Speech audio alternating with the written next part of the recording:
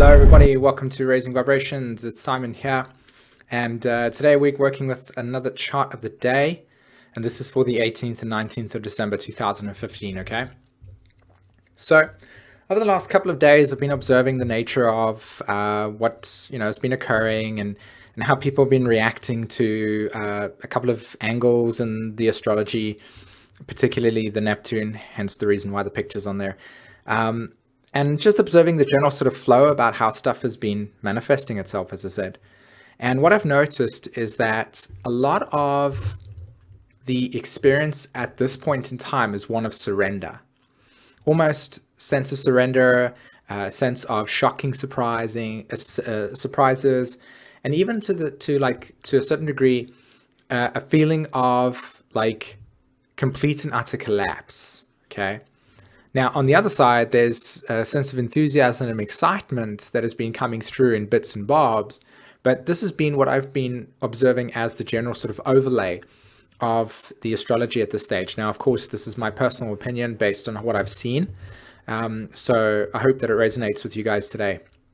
But as you know, every single time I use this picture to kind of illustrate in a more intuitive way how I feel the energy. And it's kind of like this very flowy type of molecular movement that is, if you imagine that this thing was consistently changing in and out of its shape, there would be this process where, as I said, there would be a reshaping, a remolding, a surrender here, a new birth in a new place. So there would be this kind of surrender experience, and everything is now molding into something inwardly, like involution.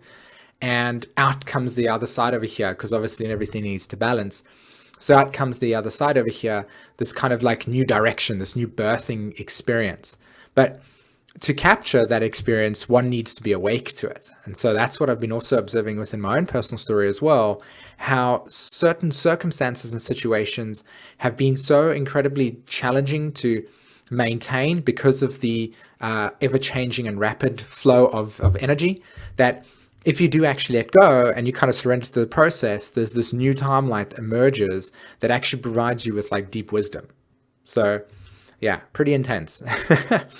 Okay, so I felt this picture truly captures the energy, again, as I said with the opening intro.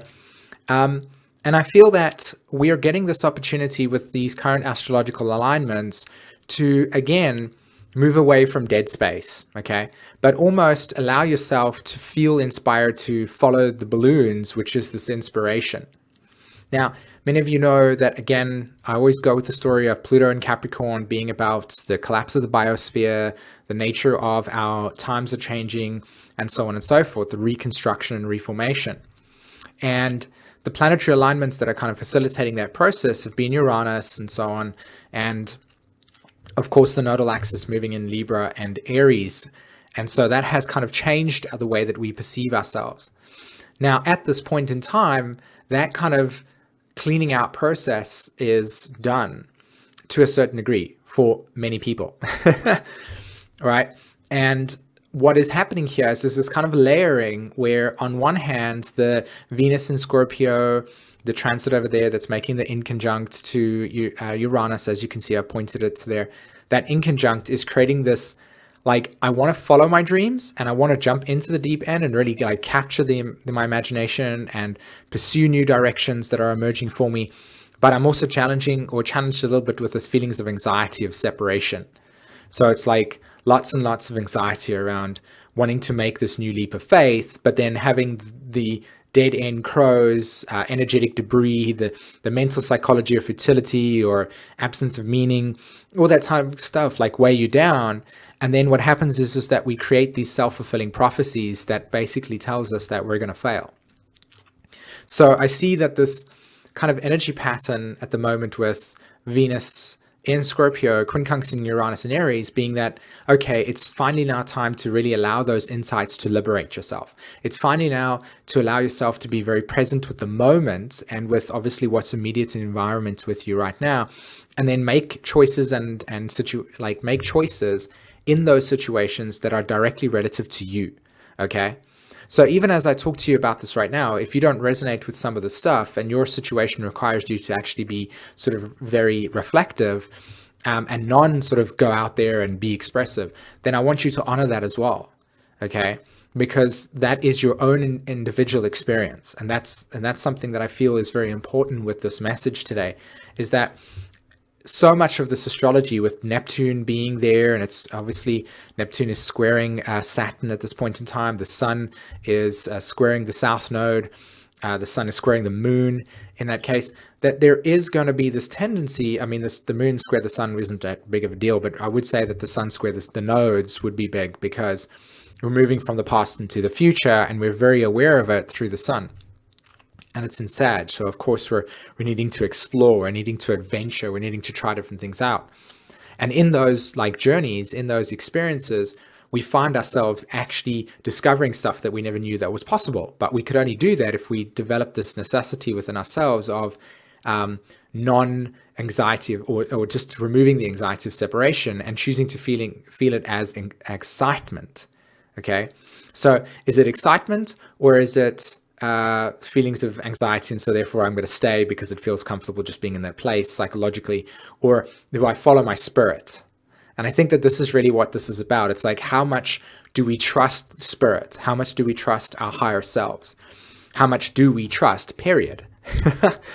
I was talking to you earlier in this video about surrender. And what was interesting is that the movie Inception has been coming into my consciousness recently. And of course, naturally, a video is coming out with it, detailing some really, really deep, fun stuff that I want to be getting into. And it's all related to one of those video I did on the Paris attacks. So that's going to be exciting. I'm really, really like into that at that point in time. So this whole dream world experience for me is really present, with Neptune in Pisces, and of course the sun in Sag, and the sun is also conjunct my natal Neptune. So, I'm really into this whole sort of like, is reality real kind of thing. Anyway, so in relationship to what I was talking to you about right now, about the Inception thing, I noticed that we're very much susceptible to the way that reality works for us based on information that comes our way that suggests that this is how we've got to behave. Now, as I say that, I'm part of that process because I'm sharing with you in some way, shape, or form knowledge that I believe you should in some way, shape, or form, or could in some way, shape, or form benefit from. However, with this kind of energy pattern at this stage, it's really about teaching the lesson of surrender to the circumstances and situations that are in your environment right now. And then through the surrender process, do you trust, like I said, do you trust that the path that you're on is going to be fulfilling and is going to be what you need to come to the awareness of why you were born in the first place? So that's what I wanted to kind of bring out with this whole sort of following the balloons in that way, is that we generally tend to find inspiration and excitement in our lives based on the ego's 5 senses. And so we follow the colors. And what happens is that we experience disillusionment when we realize that the dream that we actually wanted to experience becomes sometimes our prison, or sometimes it becomes the experience of not what we thought it was going to be, Capricorn. So how much does reality, in the context of what is, physically real for you right now? Like, for instance, I can say, oh, I'm the president of America, and I could walk around saying that I fly in Air Force One and so on and so forth. But then somebody like taps me on the shoulder and says, no, dude, you're just here in Sweden buying some ice cream. As an example, very extreme at this stage, Mars and Libra. Anyway, the point I'm trying to make here is, everybody getting what I'm trying to say? It's like, we're going to tend to find ourselves following our dreams and aspirations, and that's amazing. Saturn in Sagittarius, Sun in Sagittarius, everything's in Pisces, dream, intuition, aspect, ideas, etc. But then when do we apply practicality to the situation? In sense of like, what is immediately in our environment right now, and how can we shift that immediate environment reality to what it is that we want to dream? And also, how much of our reality do we actually trust, or should I say, do we trust ourselves? Okay, so these 3 core themes: trusting ourselves in relationship to following our dreams, and then asking ourselves, do the dreams that we wish to follow in alignment with our higher self's ambition, our soul's direction, or is it based on the excitement and illumination that gets stimulated from the ego? Food for thought. All right, guys, thank you so much for allowing me to share my thoughts with regards to chart of the day. And don't forget to hit the like and subscribe button, share the material. You can support me through one of the services that I have on my website. Other than that, have a fantastic day, and I'll catch you later. Bye-bye.